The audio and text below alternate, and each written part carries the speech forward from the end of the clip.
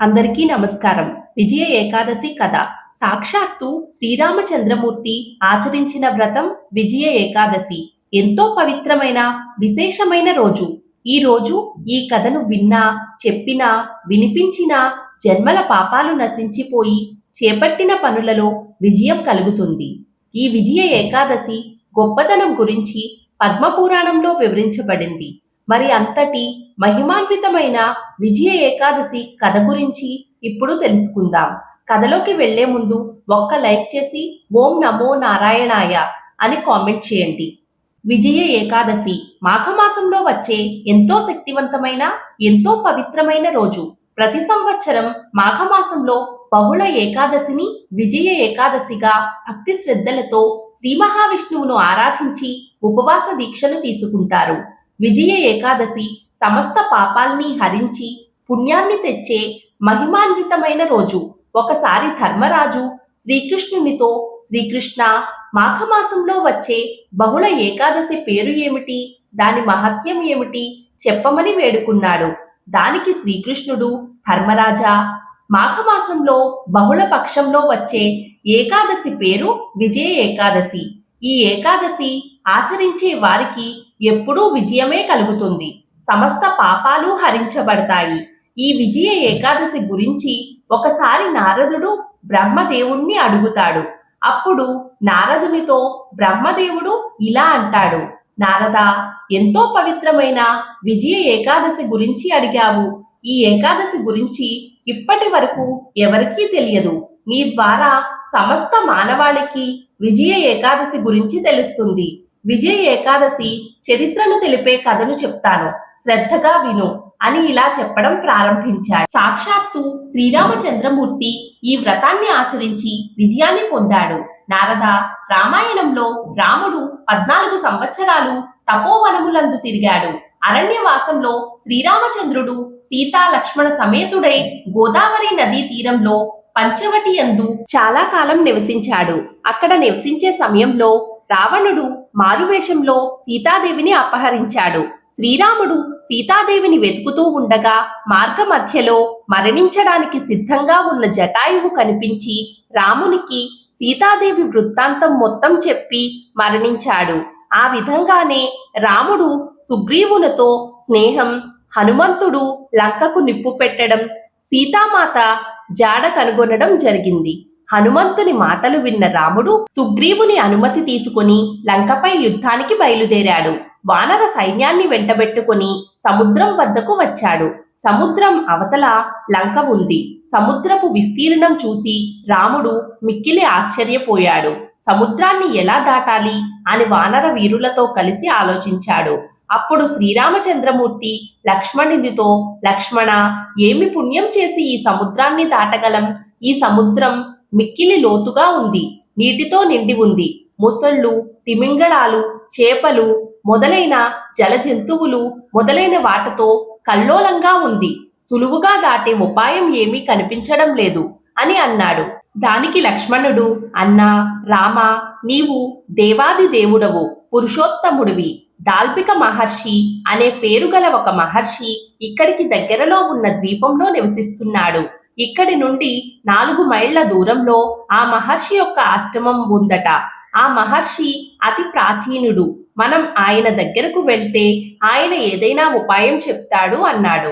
అంతట లక్ష్మణుడు మాటలు విన్న రాముడు దాల్పిక మహాముని ఆశ్రమం దగ్గరకు వెళ్లి అతన్ని దర్శించాడు. శ్రీ మహావిష్ణువును దేవతలందరూ ఎలా అయితే నమస్కరిస్తారో అలా రాముడు ఆ మునీంద్రునికి నమస్కరించాడు.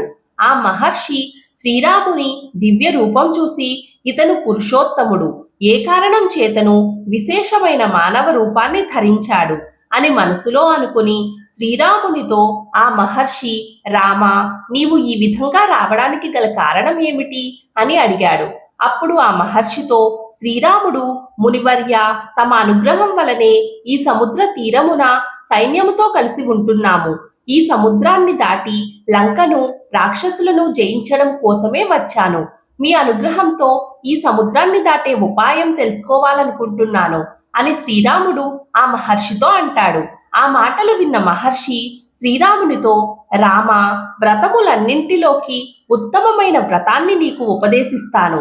దానిని నీవు ఆచరిస్తే నీకు త్వరగా విజయం లభిస్తుంది. లంకను జయిస్తావు, రాక్షసులను సంహరిస్తావు, గొప్ప కీర్తిని పొందుతావు. ఏకాగ్ర చిత్తమైన మనసుతో శ్రద్ధగా ఈ వ్రతాన్ని ఆచరించు. రామా, ఆ వ్రతం గురించి చెప్తాను, శ్రద్ధగా విను. మాఘమాస బహుళ పక్షంలో వచ్చే ఏకాదశికి విజయ ఏకాదశి అని పేరు. ఈ ఏకాదశి వ్రతం నీవు ఆచరిస్తే నీకు విజయం తప్పక లభిస్తుంది. వానరులతో కలిసి సముద్రాన్ని దాటగలవు.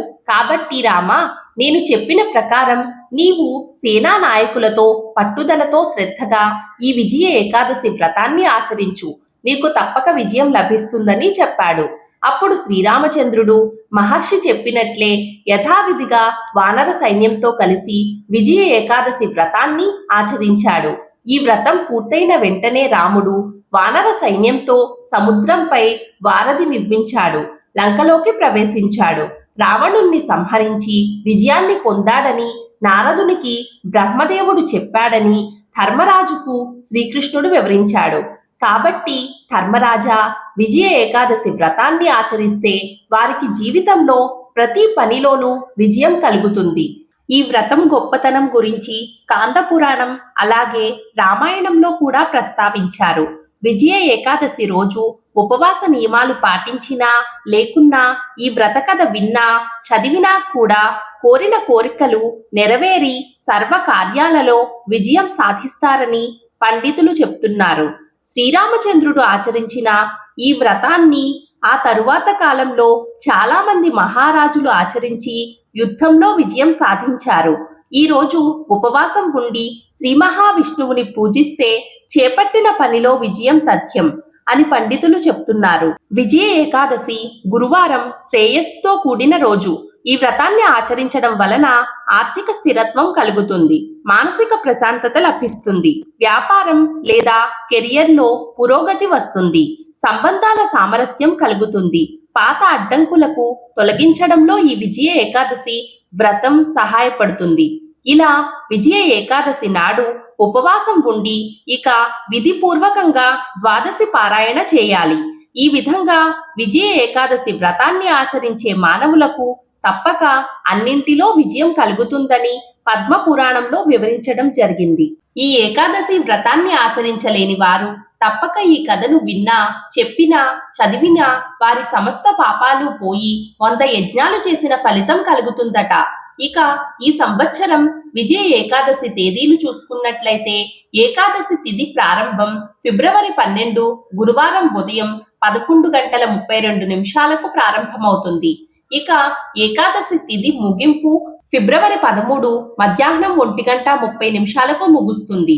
ఇక ఉదయం తిథిని పాటించేవారు ఫిబ్రవరి 13 శుక్రవారం నాడు ఉపవాసం ఉండాలి.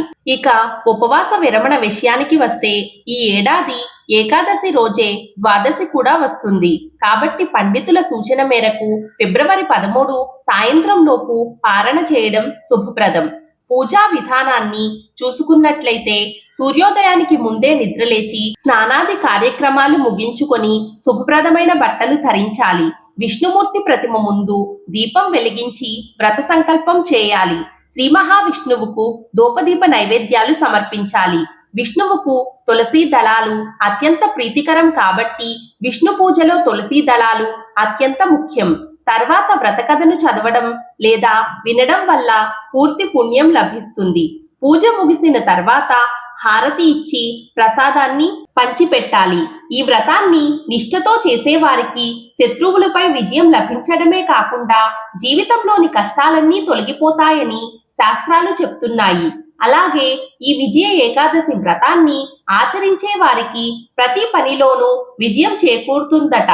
ఈ వ్రతం కేవలం ఇహలోక సుఖాలే కాకుండా పరలోక మోక్షానికి కూడా మార్గం చూపుతుంది. చూశారు కదండి, ఈ రోజు మనం విజయ ఏకాదశి వ్రత కథను గురించి తెలుసుకున్నాం కదా. ఈ వీడియో మీకు నచ్చినట్లయితే ఒక్క చిన్న లైక్ చేసి మన ఛానల్ ను సపోర్ట్ చేయండి. ఇంకా మరెన్నో ఇంట్రెస్టింగ్ వీడియోల కోసం మన ఛానల్ ను సబ్స్క్రైబ్ చేసుకోండి.